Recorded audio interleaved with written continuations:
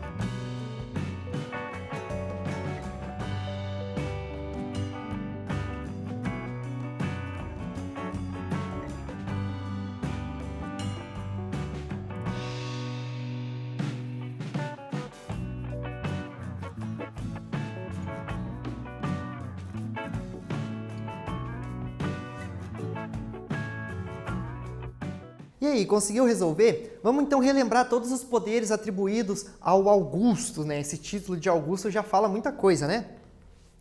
Então o imperador ele passa a ter muitos poderes políticos e uma representatividade religiosa, com essa titularidade de divino, né? Ele não era um sacerdote ou coisa parecida, mas ele tinha essa representatividade, né? Ele era o divino, né? E tendo em vista seu título de Augusto, né? Com isso, ele controlava o exército e podia propor e vetar leis também, né? Além de convocar o Senado e as assembleias e comandar todos os domínios territoriais de Roma. E também ele era considerado pelo Senado como príncipe, né, do Senado, ou seja, líder do Senado. É importante frisar, pessoal, que nesse período os imperadores eles não vão ser um cargo hereditário, né? Ele vai ser um cargo pela influência que você vai ter na Roma, tanto influência militar também, de conquistas militares, né? Então, muitos generais vão acabar se envolvendo e acabar se tornando imperador durante a história do Império Romano. O Caio Augusto, então, o Otávio Augusto, né? Ele já não é mais Caio Augusto, agora não é mais Caio Otávio, agora é Otávio Augusto. Ele vai fazer algumas reformas em Roma, para tentar estabilizar realmente o império que tinha crescido muito também durante a República, né? O território do império já estava muito grande. Então ele vai definir os limites, né? Ele vai melhorar a defesa das fronteiras e além de distribuir terra aos soldados também, né? Os imperadores sempre vão ter uma relação muito ligada ao exército. O exército sempre vai ser muito importante na história romana. Ele também assumiu a administração de províncias como o Egito, né, que vai se tornar grande produtor de trigo. A gente teve aquelas disputas do Egito ainda com a rainha do Egito, a Cleópatra, enfim, e ele vai acabar dominando então o Egito. Ele também vai modernizar e ele vai financiar obras públicas, né? Isso é muito importante, pessoal, porque ele vai construir obras que vão exaltar, né, a sua pessoa e também obras que vão se tornar muito conhecidas posteriormente. Ele também vai conceder aposentadoria aos veteranos e distribuiu trigo à plebe. Então ele vai trabalhar com essa questão também de construir para facilitar a vida do público, ainda manter a questão do público que a gente tem na República, né? Manter ativa essa questão de você ter construções públicas e também melhorar essa questão da alimentação. Você tentar, é isso que é a Pax Romana, né? Tentar deixar a população controlada também. Então vai inaugurar então essa Pax Romana com essa questão das obras públicas, né? E também com essa questão das construções públicas, a questão da distribuição de pão para a população. Então essa Pax Romana ela vai durar mais de 200 anos na história do Império. Ela vai ser um período de estabilidade também no Império.